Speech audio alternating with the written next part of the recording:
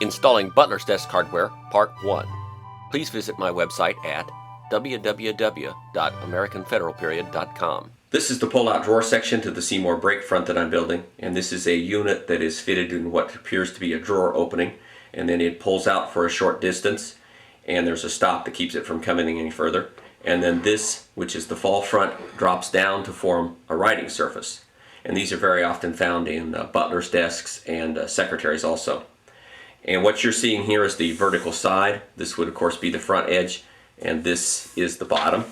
And because of the distance that it pulls out, you can go from the more expensive mahogany here and transition to pine back in here where it won't be seen. And there also is a change in the joinery.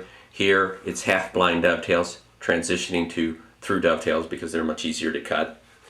And the inside face of the fall front has been cut with a rabbet that corresponds with a rabbet that's cut on the underneath side of the pull-out unit so that they can hinge together like you see here.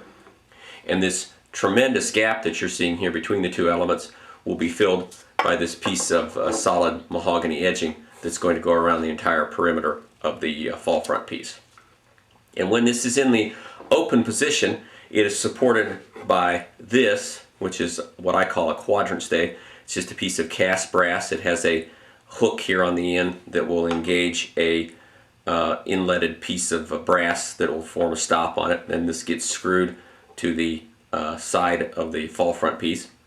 And the first time that I did this on another piece that I made, I got a little sloppy with the groove that I cut because the arc wasn't exactly where it needed to be. So I want to do a better layout job here and get the absolute smallest groove that I can for the appearance sake. And this has a nominal radius to the center of it of about 4 inches. And this is approximately a 1/2 inch wide. So I've taken my dividers and set them to about 3 3/4 or 3 7/8. And the pivot point should be where the drawer or the drop front intersects the vertical side. That's where the hinge point takes place, so that's where I'm going to set the compass here. And I've already drawn the lines here to represent where I think the groove should go, and then I can move it over here and draw the outside arc.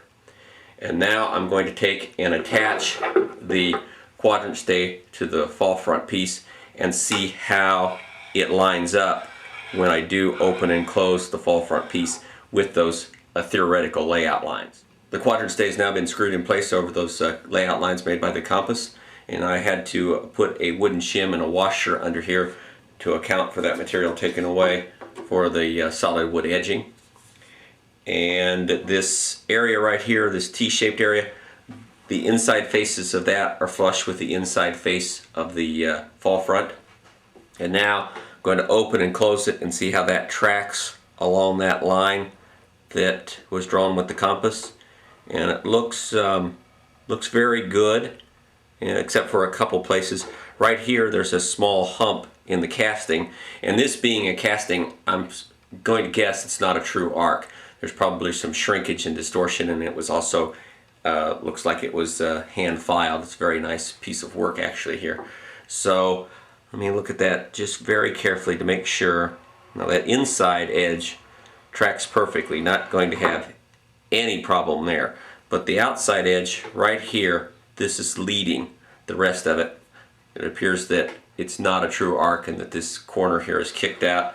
So to make that, I'll place the pencil at the worst spot on there and use it to draw the line.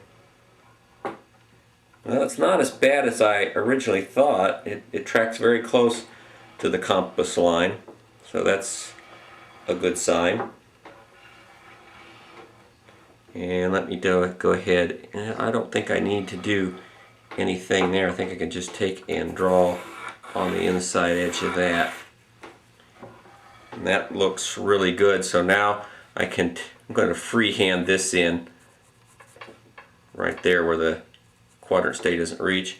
And now I can go get the router and route this out. The groove for the quadrant stay was run with a plunge router fitted with a 1/4 inch straight cutting bit to a depth of 3/16 of an inch, and I had the shop vac hooked up to the router to clear away the dust so I could see what I was doing. And I ran down the approximate center going freehand with the router, and then again going freehand I did the edges of the groove, getting as close to the layout lines as I could.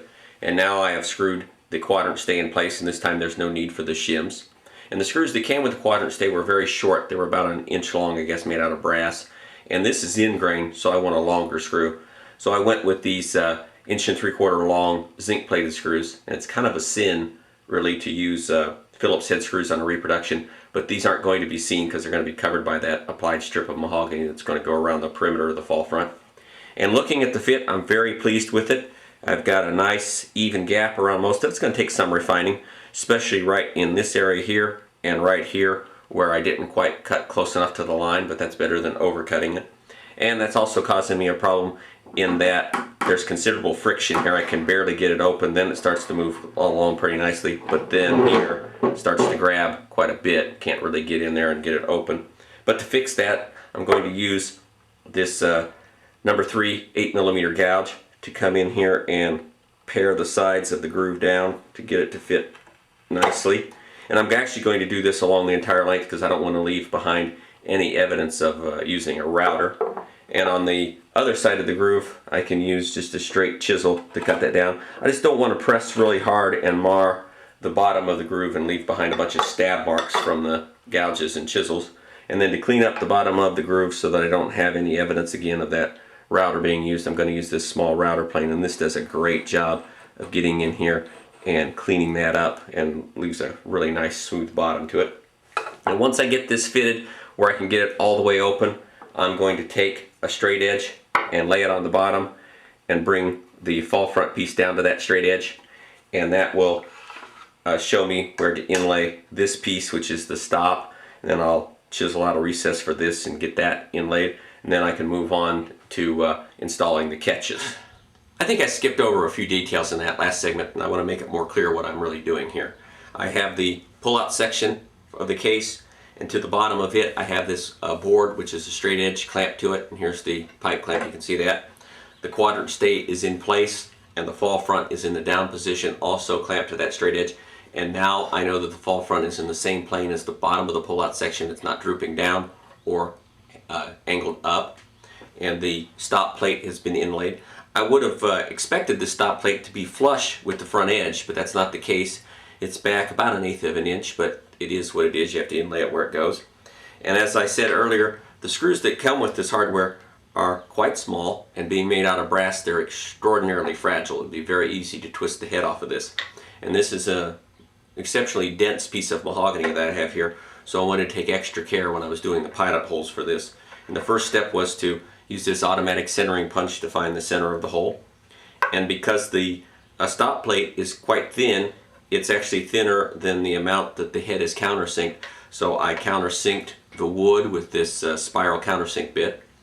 And then I drilled down with a 5/64 inch pilot bit, and I've got some tape on it to ensure that I don't inadvertently drill all the way through, because it's pretty close to being the same thickness as the side, the length of the screw is. And then for just a short distance in, to accommodate the unthreaded shank of the wood screw, I drilled with a 7/64 inch bit. Now I know there are tapered drill bits that do that all in one step, but I found that they clog very easily, get burned, and they don't stay sharp very long, so I just prefer to use standard drill bits for that.